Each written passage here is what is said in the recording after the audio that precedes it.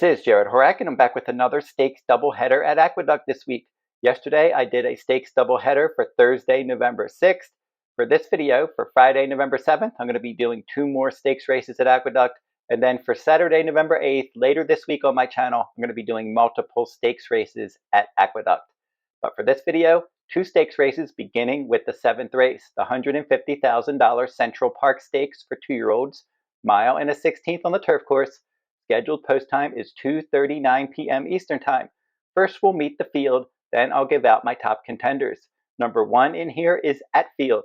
He's stretching out after 2 good efforts in turf sprints. Thomas Morley's the trainer. Ricardo Santana Jr. is going to ride. Number 2 in here is Omaha Storm. This one's for trainer Mark Hennig. He's run 2 times in turf routes, and he did break his maiden second time out, stalking the pace. That was a good effort at Aqueduct. That was on October 2nd. Number 3 in here is Noble Dynasty, and he's going to be down in class after running in the Grade 2 Pilgrim Stakes last time, and he split a 10-horse field that day. Number 4 in here is Sun Above, and for this one, won the career debut, rallying from way off the pace, going last to first from the inside post at Laurel Park at 1 mile. He was 10-1 that day. Number 5, Honey Dutch. Now this one could be the one to catch in here. Ran well in both turf starts, including a maiden special weight victory at Kentucky Downs by more than 6 lengths. And then last time out, non-winners 2 lifetime allowance event. He had a big early lead. He couldn't hold it. He just did hold second that day. Now for this one, he's going to need to have better energy distribution because he's using up a lot of early energy in his races on turf. He's going to need to relax better to beat a quality field like this. Number 6 is Jutland. And this one, back-to-back runner-up finishes in stakes races at 1 mile and a 16th on turf. Number 7 is Likeness. This one for trainer Shug McGahee. He's a maiden. He was 6th in his debut, and then he was 4th in his last start. And then finally, another maiden. Number 8, Beach Ballad. And this one for trainer Mike Maker. Flavian Pratt's going to ride. A 28% jockey trainer team. And for this one, hit the board in 4 of 5 career starts in the maiden special weight ranks. He's another one that does have early speed, so it's possible that he gets in the way of Honey Dutch in this event. And now we're going to go through my top 4 contenders, and my top choice in here is the 6, Jutland. Now he was my top choice last time out at Laurel Park in the Laurel Futurity, and he ran a quality race that day. But prior to that, going back to his career debut, Horseshoe Indy, that was in July, 7.5 furlongs on turf. He went last to first. The 2nd and 3rd place finishers were both next out winners. And then he was in the Soaring Free Stakes at Woodbine at 6.5 furlongs second time out. He was 7th in a 9-horse field. The show finisher, Argos, did come back and win the Grade 1 Summer Stakes. And this one added blinkers, a good effort as the favorite in the Kitten's Joy Stakes at Colonial Downs. He ended up stalking the pace and finishing a clear 2nd. And then last time out, I made him my top choice. He was 5-1 against Proton at Laurel, in that Laurel Futurity, and he tracked the pace from the inside post. He was clearly second best, and Proton would come back and finish 2nd in the Thoroughbred Aftercare Alliance Stakes race. That was at Delmar on the turf course. So Jutland has been facing quality horses. Proton is a decent horse for trainer Graham Motion. And for Jutland, I think he can work out a decent tactical trip in here. And he did earn a decent late pace rating last time out. My second choice in here is going to be the 3, Noble Dynasty. And he ran well in his first 2 maiden special weight turf races, including a nose victory from post 11 in a 12-horse field. That was second time out at 1 mile and a 16th at Aqueduct on the turf course. And then in the Pilgrim Stakes, he didn't run too badly there. He was 5th in a 10-horse field. He was only beaten 3 lengths. The top 3 finishers did come back and run in the Breeders' Cup Juvenile Turf. None of those horses hit the board, but any of those horses would be solid contenders in this event. This one's trained by Bill Mott, and Junior Alvarado is going to ride, and I think he's got a decent shot in here.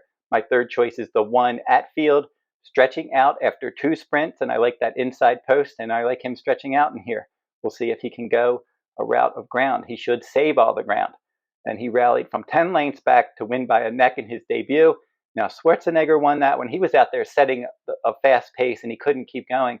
But then Schwarzenegger was a next out winner in the Indian Summer Stakes And then this horse ended up finishing third in the Grade 3 Futurity last time out, 6 furlongs on the turf.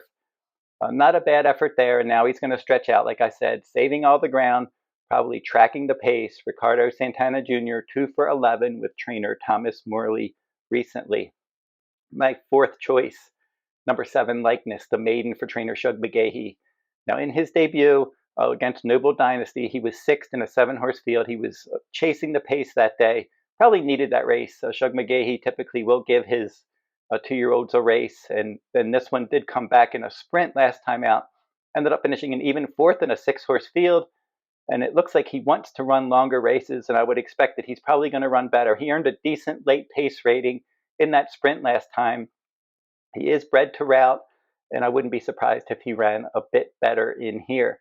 But Jutland is going to be my top choice in this event. And now we're going to jump to race 9. Race 9 is the Stewart Manor Stakes, $150,000 event, 6 furlongs on the outer turf, and this one's for 2-year-old fillies. 3:39 p.m. Eastern is the post time, and we'll meet the field in here. Should've is number 1. This one, back-to-back sprint races, showed good speed in both of those races from post 12 and then post 3. And he stumbled at the start last time. So for her, trainer Wesley Ward, Joe Rosario riding. He rode this horse the first 2 times. Probably will show speed. Map of the Moon rallied from off the pace to graduate by a neck at 9-1 odds in the career debut. 5.5 furlongs on turf at Keeneland last time. Number 3, Sweet Montreal. This one is 2 for 2, winning both of the New York bred races that she competed in, and she was right up on the pace in both of those races. Number 4, Beach Heist for trainer William Walden. This one showed high early speed going wire to wire at Keeneland, 5.5 furlongs turf debut. Yaudacity is number 5 in here and finished a neck behind Map of the Moon last time, rallying from off the pace from the outside post 11. Number 6 is Zuby for trainer George Weaver. This one caught the mud, a race originally scheduled for the turf, moved over to the main track last time, rallied from far back to win by more than 3 lengths. We'll see if this one can handle the surface switch. Number 7, Velcamp. And for trainer David Duggan, Katie Davis is going to ride this one. And Davis rode this one last time out. For trainer Mark Cassey, it was Dylan Davis that rode this one, Katie Davis's brother. And this one was able to win at Aqueduct. That was on September 21st as the favorite. So now Katie Davis does get aboard, as I said, 2 for 8 with this trainer. Number 8, Lit Ship for trainer Joe Sharp. Manny Franco is going to ride this one. Rallied from off the pace in the debut to just miss, went wire to wire second time out at Kentucky Downs, and then stretched out in the Jessamine Stakes and weakened to finish 5th after setting the pace. Cadenza is number 9 for trainer Brad Cox. Flavien Prat's going to get aboard. Was the beaten favorite in the debut on dirt, and then won as the favorite in a turf sprint second time out. Harktheangelssing is number 10, and this one for trainer Mike Trombetta. Kendrick Carmouche is going to ride, and this one won 2 of 3 turf sprints, and she likes to rally from off the pace. Number 11, Believe in Magic for trainer William Morey. Ricardo Santana Jr. is going to ride. This one was in the Miss Grillo Stakes last time out, stretching out, couldn't go that far, turning back in distance. Did run a decent 3rd in the Untappable Stakes, 6.5 furlongs on turf. Number 12, Catalonia. This one for trainer Jose D'Angelo, and Javier Castellano is going to ride. Won second time out, 5 furlongs on turf going wire to wire. Set the pace at 6.5 furlongs at Kentucky Downs and finished 2nd. And then last time in the Matron Stakes, battled on the pace, finished 4th. Should be up on the pace from an outer post. Silicium is number 13 and also eligible for trainer William Walden. Won the career debut in France, 7 furlongs on turf. So if she does get in, she'll have a tough post. We'll see how she can do in this event. Now time for the top 4 contenders. And Cadenza is my top choice. And it was not surprising to see her run well on turf last time out when she was the favorite, because looking at her turf pedigree, excellent turf pedigree here. The dam has produced 9 winners from 9 starters, including 5 turf winners and 5 stakes winners. This one definitely was bred for turf and ran to that turf pedigree last time out. And Flavien Prat, 30% with trainer Brad Cox. And I love her running style, her tactical ability, that she dueled and weakened in the debut, but she was able to just track the pace, sitting a couple lengths back, winning last time out 5.5 furlongs on turf at Saratoga. That was on August 28th. So she's fresh for this. She's got the right tactical running style to do well in here, and they paid $385,000 for this daughter of Charlatan. My second choice will be the 8 Lit Ship. I like the way that this one has running style versatility, where she rallied from 6th in a 9-horse field to miss by a neck in her career debut. The winner was a next out winner, and Lit Ship was a next out winner going wire to wire from post 10, 6.5 furlongs at Kentucky Downs. Then just couldn't go the mile and a 16th distance in the grade 2 Jessamine last time, cutting back in distance with a versatile running style, with Manny Franco getting aboard, a solid 15% turf rider. My third choice in here, we're going to go with number 4, Beach Heist, and Beach Heist has the best pace ratings. Went 21 flat, 44 and 2, and just ran them off their feet. That was at Keeneland, 5.5 furlongs in her turf debut. She was 6-1, and she earned the best last race speed rating that day. So if she can show that kind of speed again, she might be able to run them off their feet once again under Nick Juarez, her winning rider. And Nick Juarez, 47 turf rides with 23% wins and a positive return on investment. So we have a good solid turf rider in here, and he knows how to ride speed horses.